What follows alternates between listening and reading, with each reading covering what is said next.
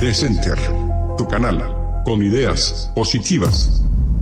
Nayib es un fenómeno en las redes sociales y yo creo que es bastante importante que él diera ese paso de salir de los canales tradicionales, de algunos periódicos y darle una entrevista a las redes sociales. Entonces, bueno, aquí lo tenemos ahora y vamos a iniciar antes que todo como una pregunta. ¿Qué papel, Nayib, crees que juegan las redes sociales ahora en la política? Bueno, primero un saludo en las cámaras, Marcelo, te había saludado antes, pero gracias por la entrevista. Y realmente, así como tú decís, esta entrevista es distinta porque normalmente cuando hemos salido en redes, perdón, no es que no te esté contestando, sino cuando hemos salido en redes ha sido a través de Facebook Live o a través de los canales nuestros o a través de decir, los canales tradicionales nuestros, mi página o las páginas de Nuevas Ideas, o en los canales tradicionales de aquí de El Salvador o incluso Estados Unidos o de Europa, periódicos, noticieros, en CNN o en Univisión. Pero realmente nosotros que somos, nuestra comunicación está más en redes sociales que en medios tradicionales, pero paradójicamente nuestras entrevistas generalmente siempre son en medios tradicionales. Jorge Ramos, en CNN, con Fernando del Rincón, en El Salvador, aquí en El Salvador, pues ya viste cómo se Urbina, con Nacho, con Ernesto, etcétera. Y entonces es un poco contradictorio para nosotros que estemos tanto en redes sociales, pero que no le demos entrevistas, y no porque no le queramos dar, sino porque no se habían dado a programas como los tuyos que son meramente de redes sociales. Entonces, pues yo creo que es una nueva era y hay que irse adaptando a la nueva era. Y como yo le dije una vez a una persona de un alto puesto en una cadena de televisión muy grande, yo les decía, ustedes están cometiendo un error, porque la gente está buscando, ahora tiene muchas más opciones de información que antes. Antes tenían una programación. Y no solo eso, sino que, sí, claro, que ahora en la novela, la caricatura. Ellos elegían qué veían. Por supuesto, y si no querían ver la caricatura, apagar la tele y esperar que venga el noticiero. Pero incluso en el noticiero también escogían el contenido. Incluso hay una escena en la película de X-Men, en la de Days of Future Past, que le dice Wolverine a Bestia, le dice Bestia, con este equipo puedo monitorear las 3 cadenas y PBS. Y le dice, y lo van que venía del futuro, le dice, las 3 cadenas, hay miles de cadenas, ¿verdad? Y le dice, sí, y PBS. O sea, es decir, el PBS, canal público de Estados Unidos. Entonces, en aquellos tiempos habían 3 canales, NBC, ABC y CBS, y PBS, que era el público. Pero ahora hay miles de opciones en cadenas de televisión y hoy mucho más allá de la televisión con las redes sociales. Entonces yo les decía a ellos, ahora que la gente en el mundo y en El Salvador no se queda atrás, tiene tantas opciones para informarse, si ustedes quieren mantenerse vigentes en la información, tienen que llevar a la gente, no la información que ustedes quieren llevar, sino la información que la gente quiera que les lleven. Si no lo hacen, están en su derecho, porque es una empresa privada, tienen derecho de publicar, claro, lo que ellos quieran. Pero entonces la gente va a buscar la información en los lugares donde están dando la información. Y me mencioné tu nombre. Y le dije, la gente sabe ir mejor a ver la nueva revolución de El Salvador con Marcelo Larín, en lugar de estar viendo uno de los canales de ustedes. ¿Por qué? Porque tiene mejores sets él, porque ha invertido más dinero, porque tiene más tiempo de trayectoria. No, simplemente porque él está dando la información que la gente quiere escuchar y ustedes están dando la información que ustedes quieren que la gente escuche. Y eso pues es la dicotomía que se va a dar en estos años de transición, pero estoy seguro que en esa dicotomía la va a terminar ganando los nuevos medios, por la sencilla razón de que son más diversos, son más variados y la principal, le dan a la gente la información que la gente quiere escuchar y no la gente que el medio quiere que la gente escuche. Exacto. ¿Cuál era la pregunta que me hiciste? Esa la respondiste. Ah, de un solo, se fue. Sí, de un solo. ¿Cuál era? Hasta a mí se me olvidó cuál era. Yo creo que era de las redes sociales, pero bueno. No, el papel que jugaba en la política, y es lo que vos dijiste.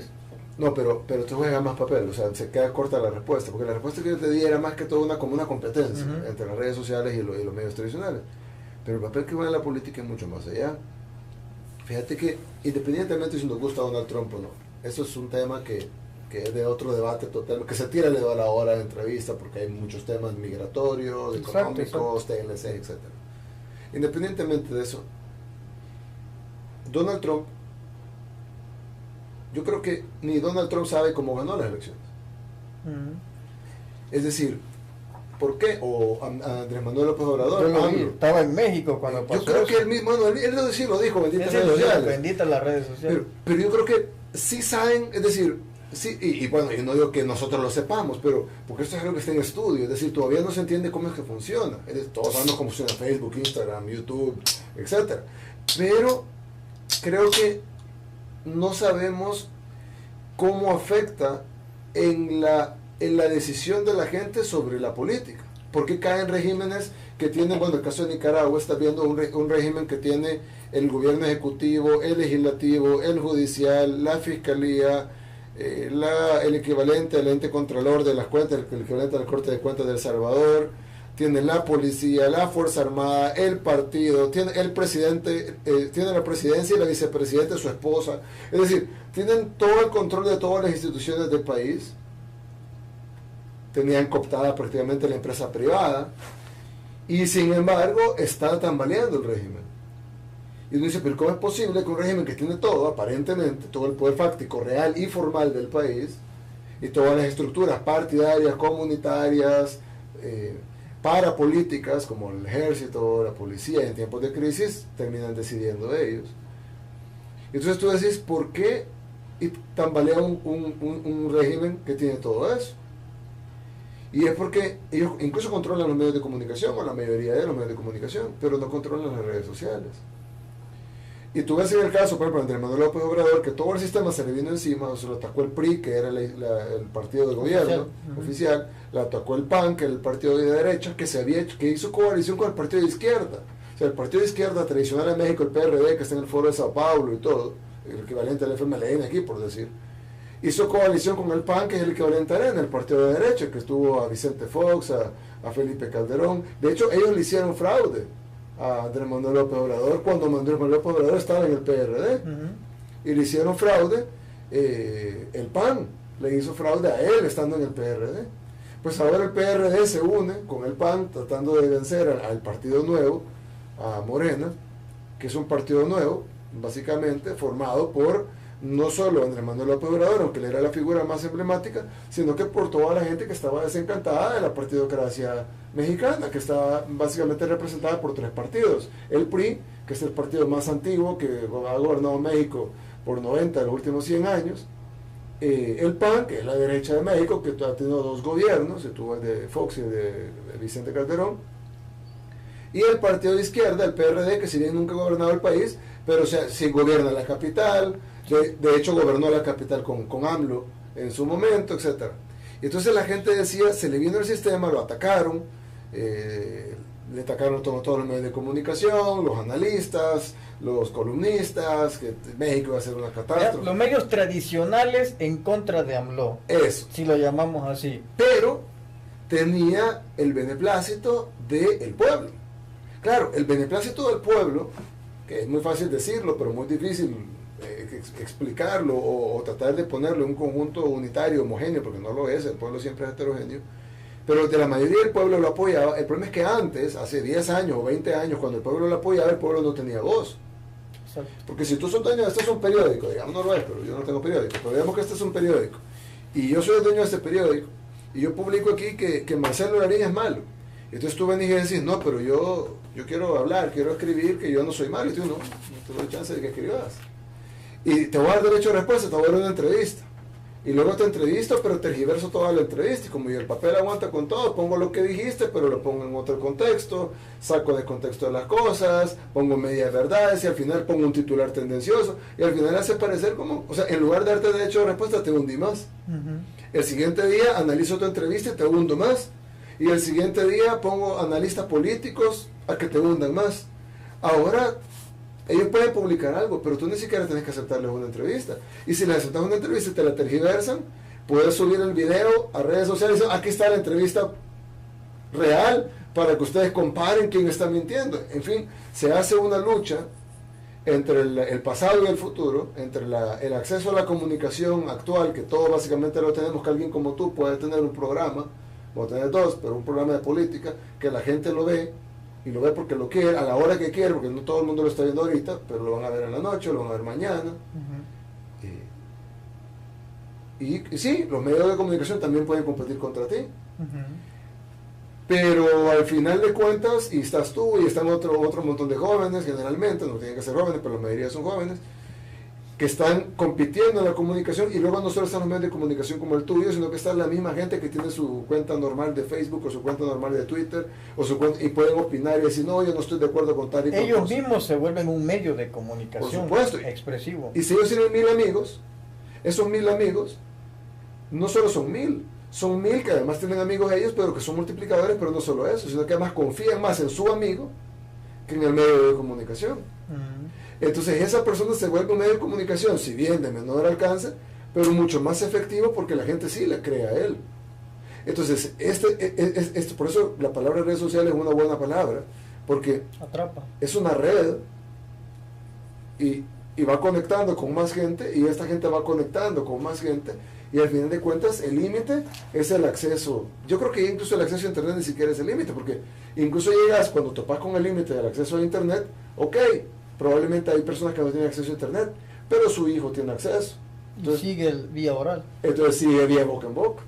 Entonces probablemente ahora tú tenés en El Salvador una penetración, algunos dicen que es del 40, yo estoy seguro que está arriba del 50% de penetración del internet, aunque tal vez no lo tenga en su hogar, pero va al McDonald's y tiene wifi ahí. Ni van a comprar, pero van por el wifi. Sí, van por el wifi. Es decir, la penetración de smartphones es casi un 80% ya. Entonces el smartphone tiene capacidad de conectarse a internet. Y entonces ya el acceso a internet yo creo que es mayor al 50%, pero independientemente, aunque fuera menor o mayor, independientemente del número exacto, el otro porcentaje que no está conectado a internet, pero sí está conectado a sus hijos o a sus vecinos o a sus amigos que sí están conectados a internet. Entonces el poder de las redes sociales en la política ya sobrepasa al poder de cualquier político o de cualquier partido político, y se vuelve un poder del pueblo, que se refleja en sus redes sociales. Así que esta nueva realidad que estamos viviendo, que nadie la puede controlar. Que Nayib tiene 200.000 páginas y el control. Es absurdo. Es decir, yo te conocí en Madrid, pues. Es decir, yo no, es imposible que alguien las controle. Más bien creo que entre ellos siguen en la negación de que esto es una burbuja, que esto no existe, que esto es solo virtual. Pues se van a enfrentar en la realidad hasta que se le enfrenten en las urnas. Antes de que pasemos al tema ese, hacían una comparación. Daniel Ortega ha acaparado casi todos los poderes, ¿verdad? Es un régimen. ¿Vos crees que nosotros vivimos bajo un régimen? Lo digo bajo el análisis de que creo que lo único que no controla los poderes fácticos es la presidencia.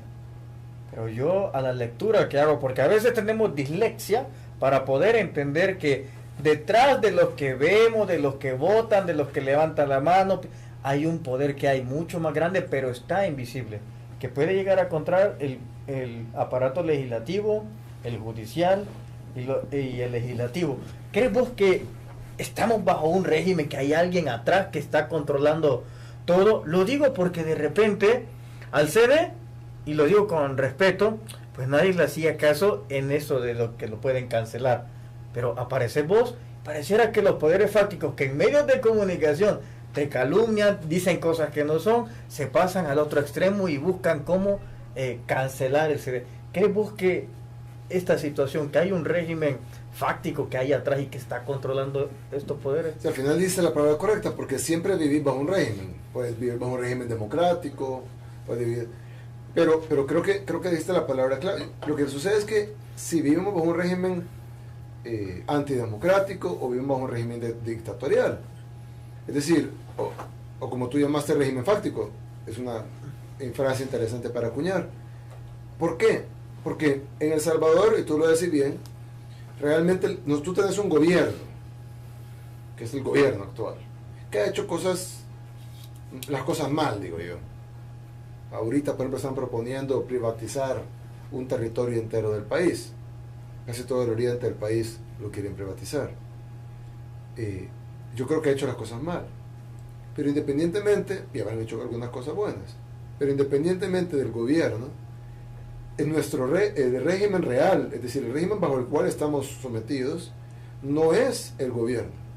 Si tú ves, por ejemplo, el FMLN, a pesar de, no lo estoy defendiendo, no, para claro. nada, al Es contrario. la verdad, solamente Al contrario, creo que los ha atacado claro. muchísimo y lo seguiré haciendo cada vez que vea algo que no me parece, y pues cuando hagan algo bueno lo felicitaré, como por ejemplo lo felicito por no aceptar el bono que todos los areneros... El día de ayer, 2 Sí. millones de dólares 2 millones de dólares, recetados ¿no? entre ellos. Sí, y el FMLN no lo aceptó. Pero eso lo quiero acotar. Que Norman Quijano hablaba de austeridad y fue el que más agarró, $5,000, y es el que más resaltaba la austeridad. Esto no se nos tiene que olvidar en las urnas. Recordarles también, en diciembre íbamos a entrar casi en campaña electoral donde iban a elegir a los diputados. Recuerden que hicieron, Arena no agarró ni el bono, pero como ya son elegidos, agarran los bonos. Esto hay que tenerlo siempre en memoria. Y otro de los que más agarraron fue el diputado mundialista también, Ajá. que dice que le dieron un permiso de 5 días para ir al mundial. Y tú que vives en Europa sabes que solo para ir a Rusia son 3 días. Sí. Porque son 2 días más un día de cambio de uso horario. Entonces solo para ir son 3 días. Y luego para regresar son otros 2. Entonces, y el tiempo que iba a pasar allá para ver los partidos, es decir, es mentira que tenía un permiso de 5 días. Sin embargo, quisieron engañar a la gente con el permiso de 5 días. Luego dijeron que era pagado. Luego cuando la gente se indignó que era pagado, dijeron que no era pagado. Al final no sabemos si terminó siendo pagado o no pagado, y ahora se termina recetando un bono que es más grande que los días que le habrán descontado, si acaso se los descontaron después de haberle mentido a la gente, y que solo nos dimos cuenta porque un youtuber, casualmente, que nadie, vamos a decir que también nosotros lo pagamos, ¿verdad? Claro. Pero casualmente un youtuber mexicano famoso, Whatever Tomorrow, estaba grabándose él, y pues porque alguien me dice que mala suerte tuvo el diputado, porque primero que el youtuber estuviera adelante de él grabándose, y él y la cabecita de él moviéndose atrás, y junto con y cantando el himno mexicano, y junto con la jefa de campaña de Carlos Calleja, sí, y junto con el otro que creo que es alcalde, ¿verdad? Y entonces estaban ahí, y el youtuber, primero que los haya grabado, pues va a estar en cualquier otro lugar del estadio, en cualquier otro partido. Pero bueno, los agarra, y luego alguien que estaba viendo el video, o sea, que era fan o seguidor de Whatever Tomorrow, que conociera al diputado mundialista, que no todo el país lo conocía. No todo. Es más, ahora se conoce más por eso. Carlos Reyes. Sí, Carlos Reyes, pero no todo el mundo lo conoce. Y entonces el que estaba viendo al youtuber también conoció al diputado, lo reconoció y tuvo la intención de hacerlo público, porque probablemente lo vio y no necesariamente lo iba a captar y hacerlo público. Lo hace público luego que se haya viralizado. Si tuvo como 5 malas suertes juntas para que nos diéramos cuenta. Pero lo que te quiero decir es que, incluso haciendo el paréntesis, si no hubiera sido por el youtuber y por todo esto que pasó, a esta fecha no supiéramos qué hubiera pasado. Es como el caso de Norman Quijano, que se pidió 14 días de permiso, justo en los últimos 14 días del mundial, pero nadie sabe dónde está. Y mientras un youtuber no lo agarre, pues probablemente no vamos a saber. Probablemente no. Hay que destacar también en ese hecho que pasó, que agarran al diputado jefe de fracción de Arena, él es verdad, Carlos Reyes. Sí, el jefe de la fracción. Luego, que de hecho, es recién electo. Recién electo. Y dijeron ellos, vamos a cambiar, vamos a pedir perdón. Pero hay una cosa básica que cuando pedís perdón, es decir, tú puedes perdonar a alguien o no. Claro. Pero si no lo querés perdonar, ok, no lo perdonas, y si lo querés perdonar, lo perdonas. Pero hay 2 cosas básicas. Uno, que no lo tiene que volver a hacer. Y 2, tiene que estar arrepentido. Mostrar el arrepentimiento. Correcto, mostrar el arrepentimiento y no volverlo a hacer. Y de corazón no leído. Sí, correcto. Pero desde el punto en donde no muestran ningún arrepentimiento porque no devuelven el dinero robado, el mismo dinero que ellos han confesado que agarraron de Taiwán cuando venía para los terremotos, de acuerdo al gobierno de Taiwán, no de acuerdo a lo que digo yo. Entonces, claro, ¿por qué no vuelven ese dinero para dar una muestra de arrepentimiento? Número 1. Y número 2, lo siguen haciendo.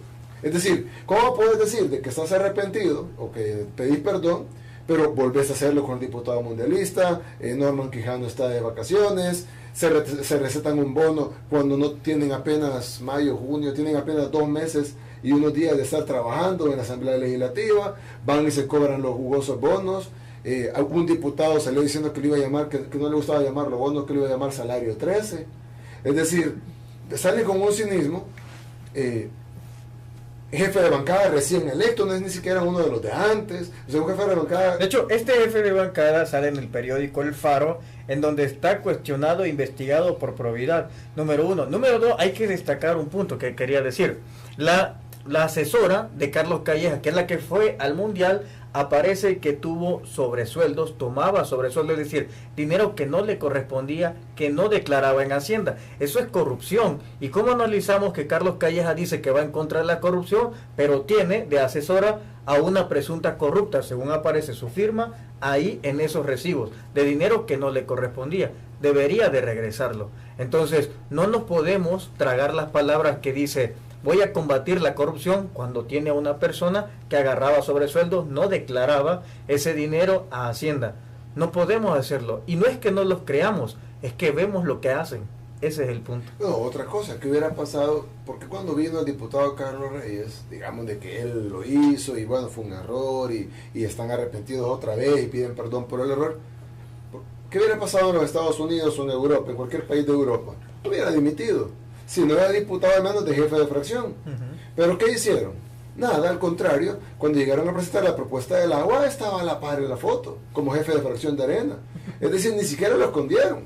O sea, el cinismo llegó a un punto ya tal, y a mí me preocupa porque cuando alguien es muy cínico en su actuación, y lo hemos visto en la elección anterior, en algunos casos en la elección anterior, cuando alguien es muy cínico en sus palabras, o en las cosas que hace, es porque generalmente tiene la seguridad y la garantía de que puede hacer lo que se le dé la gana. O sea, cuando tú tienes miedo natural de que te puedes pagar por las consecuencias de tus actos, o sea, va a haber consecuencias de tus actos, pues actúas con un poco más de cautela. Sí, correcto, con un poco más de cautela al menos. Pero desde el momento que alguien viene, se va, regresa, sigue de jefe de fracción, ni siquiera lo esconden, lo ponen a la par, le levantan la mano, sí, no, viva nuestro jefe de bancada. El otro viene y ¿saben qué? Yo también me quiero ir. Luego agarran los bonos, $5,000, $4,000, los que menos agarraban, y se los agarran todos, salen de la lista y no les importa. Le dicen que devuelvan el dinero y dicen, no, ¿y por qué lo voy a devolver si está en el salario 13? ¿Por qué está tan...? Es decir, ¿qué los tiene tan seguros de no tener miedo del repudio de la población? Porque evidentemente ellos tienen que saber que hay un repudio de la población. Y están en elecciones presidenciales a menos de 7 meses. En menos de 7 meses hay elecciones presidenciales. O sea, aunque sea por hipocresía, no deberían de agarrar el bono. Entonces, a mí mi temor es... ¿por qué no están tomando en cuenta las cosas más básicas? Vaya, decir en la mente de ellos, que no, digamos, si no tienen principios, por lo menos estrategia, y decir, hey, no agarremos el bono, no nos va a servir para la campaña, o vamos a dañar la campaña de nuestro candidato, o miren, viene el diputado mundialista que renuncia a la bancada, ahí después lo vamos a poner, pero por lo menos para que no afectara a nuestro candidato. Pero ni siquiera eso. Entonces, a mí me hace pensar, más allá de las malas intenciones, porque eso ya lo sé, por eso es que no me extraña que cobren bonia en esas cosas, pero lo que me preocupa es el cinismo con el que lo hacen. Porque actuar con ese nivel de cinismo a menos de 7 meses de las elecciones presidenciales me hace pensar como que si tuvieran una garantía adicional de una elección democrática, porque una elección democrática donde tú dependes de que si la gente vota o no vota por vos, hombre, portate bien, porque la gente si no va a votar por vos. Pero cuando te vale, y hacer lo que haces, y decir lo que decís, y cuando te preguntan, sí, ¿y qué? Entonces, parecería como que dijeran... tienen algo seguro ya. Correcto, como que si ellos no sintieran que dependen de la decisión del pueblo en las urnas, sino que hay el pueblo que diga lo que quiera, porque nosotros de todos modos ya lo tenemos servido. Entonces, a mí más me preocupan los bonos, porque ese dinero puede ir a los hospitales, puede haber ido a las escuelas. Me preocupa los abusos de nuestros diputados, porque en lugar de estar trabajando se están prácticamente burlando de la población. Pero me preocupa también algo que no se menciona, porque está más oculto, digamos, y es por qué esa actitud tan sin cautela, como tú dijiste, o tan cínica a un tiempo tan corto de unas elecciones presidenciales, cuando hasta en los peores momentos de Arena, cuando eran gobierno, se portaban bien los últimos meses. Por eso cité el ejemplo, cuando estaban elecciones para diputados, rechazaron el bono. Exactamente, porque no tenían una elección servida. ¿Qué pasa ahora? ¿Por qué ahora no les importa? Bueno, si a la vez pasada, en diciembre, que iban a una elección de alcaldes y diputados, que en teoría es menos importante que la presidencial, rechazaron el bono, porque vivían las elecciones, porque ahora no les importa. Exacto. O sea, ¿quién le garantizó ya las elecciones para que no les importe? Entonces, yo creo que hay otro tema, no es que no dejamos de discutir los otros, pero hay otro tema de discusión en el sentido de qué les da la garantía para que estén tranquilos poniéndose tan cínicos. Para aunque sea no volverse hipócritas. Para ya no volverse hipócritas. Y ser tan sinceros, que van detrás del billete. Ajá. A las puertas de una elección presidencial. ¿Quién hace eso? Ni el peor político del mundo lo hace. Parece, y no creo que Arena no tenga asesores o no pueda pagar asesores que les digan, hey, miren, no hagan eso. O lo del agua, por ejemplo. ¿A quién se le ocurre ponerse a discutir la privatización del agua antes de las elecciones? Cuando el 75% de la población está en contra de la privatización del agua. Parecería como que si ya le hubieran dicho, no se preocupen, ustedes ya tienen servidas las elecciones, entonces hagan lo que quieran, sean descarados, quédense con liderar a la gente, pero no importa, porque de todos modos ustedes de alguna manera van a ganar. Bueno, ahorita tocamos.